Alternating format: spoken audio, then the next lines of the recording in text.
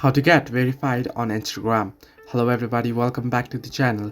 Today I'll guide you on how you can get verified on Instagram app. Now, to get verified on Instagram is pretty simple.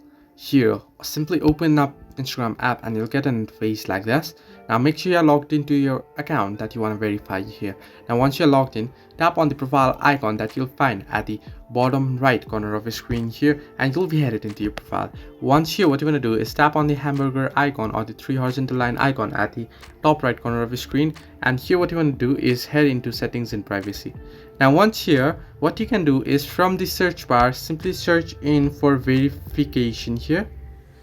You'll just type in a few words here, and you can see request verification option will pop up there. So simply tap on request verification option here and you'll be headed to this new page. Here you can see apply for Instagram verification.